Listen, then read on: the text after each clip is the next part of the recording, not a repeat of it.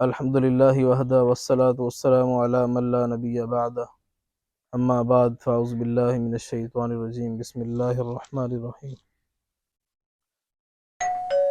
الحمد للہ رب العالمین الرحمن الرحیم مالک یوم الدین ایاک نعبد و ایاک نستعین صدق اللہ العظیم وصدق رسولہ النبی الکریم الامین قال النبی صلی اللہ علیہ وسلم انما الاعمال بالنیات صدق اللہ العظیم۔ آج کی ہماری گفتگو کا جو موضوع ہے وہ ہے کہ اللہ تعالیٰ نے انبیاء علیہ السلام کو اس دنیا میں کس مقصد کے لیے بھیجا تھا۔ تو اس میں ہمارے ذہنوں میں بات رہنی چاہیے کہ اللہ تعالیٰ نے جب انسان کو پیدا فرمایا تو اس کو پیدا کرنے کا مقصد یہ دے کر بھیجا کہ آپ میرے خلیفہ ہو، آپ نے انسانوں میں جا کر میری پہچان کرانی ہے، اور اللہ نے اپنی ذات سے پردے ہٹانے کے لیے 1,24,000 قوم پیش انبیاء علیہ السلام کو مبعوث فرمایا۔ اور سب سے پہلے حضرت آدم علیہ السلام کو بھیجا، نوح علیہ السلام، اس طرح ایک ترتیب چل پڑی، اور سب انبیاء نے آ کر اپنی قوموں میں، اپنے علاقوں میں، اپنے جاننے والوں میں، اپنے خاندانوں میں دعوت کا کام کیا۔ اور دعوت کیا تھی؟ ہر پیغمبر کی دعوت کا محور لا الہ الا اللہ رہا کہ کہو اللہ ایک ہے، کامیاب ہو جاؤ گے۔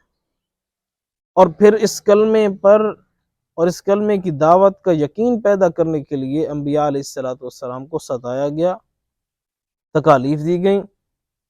ہم جب قرآن مجید کھولتے ہیں تو ہمیں صاف پتہ چلتا ہے، جو شخص قرآن کا مطالعہ کرتا ہے اس کو یہ بات سمجھ آ جاتی ہے کہ اللہ کے جو برگزیدہ پیغمبر تھے، نیک لوگ تھے، ان پر اس کلمے کی خاطر کتنی قربانیاں انہوں نے برداشت کی۔ تو میرے بھائیو دوستو، آج میرے اور آپ کے لیے یہ بات مشعل راہ ہے کہ سب سے آخر میں جناب محمد رسول اللہ صلی اللہ علیہ وسلم تشریف لائے، اور آپ نے آ کر کیا بات کہی؟ آپ نے بھی وہی پیغام امت کو دیا جو 1,24,000 انبیاء اس سے قبل دے چکے تھے۔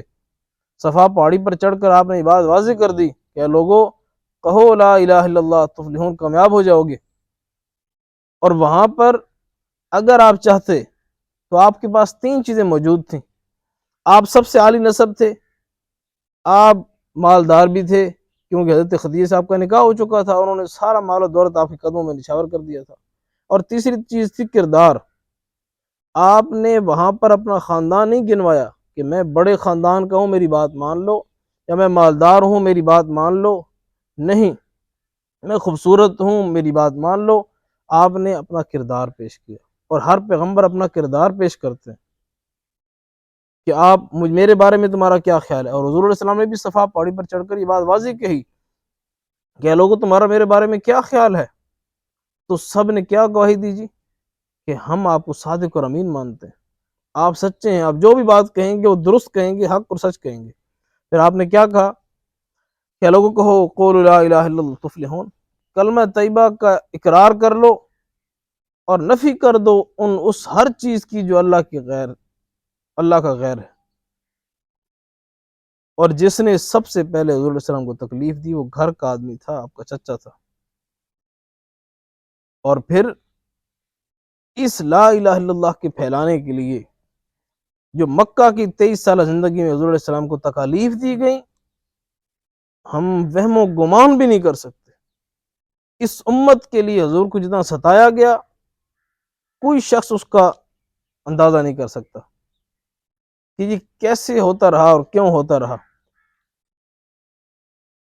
اور حضور پاک صلی اللہ علیہ وسلم کے جانثاروں نے ان 13 سالوں میں قربانیوں کے پہاڑ کھڑے کر دیے، ایک پیغام دے دیا دنیا کو کہ جس نے اس کلمے کو پڑھ لیا ہے، اس کے دل میں اس کلمے کا یقین بیٹھ گیا ہے، وہ اعلیٰ مقام والا ہو گیا ہے، وہ لیڈر ہو گیا ہے، وہ اعلیٰ کردار والا ہو گیا۔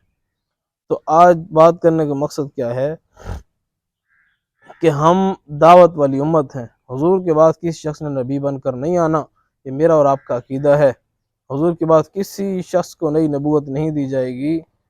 تو یہ بات ہم ذہن میں بٹھا لیں کہ اگر کسی شخص کو نئی نبوت نہیں دی جائے گی تو یہ دعوت والا کام ہے، یہ انبیاء والا کام ہے، یہ میرے اور آپ کی ذمہ لگایا گیا۔ اور دائی کی صفات کیا ہونی چاہیے؟ میں نے پہلے واضح کر دیا کہ ہر نبی اپنا کردار پیش کرتے تھے، صحابہ اپنا کردار پیش کرتے تھے کہ ہم جیسے ہو جاؤ کامیاب ہو جاؤ گے۔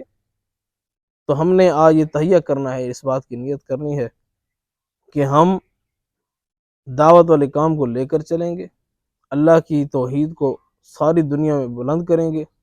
اور ان ساری گفتگو کا مقصد کیا ہے کہ نوجوانوں کو، مسلمان جو نوجوان ہیں، جو آج اسلام اور اس دین کے نظام سے اپنے آپ کو بری و ذمہ سمجھتے ہیں، آزاد سمجھتے ہیں، خواتین ہیں تو انہیں لگتا ہے کہ یہ کوئی نئی چیز ہے، نہیں میرے بھائی دوستو، یہ میرے اور آپ کی ذمہ ہے۔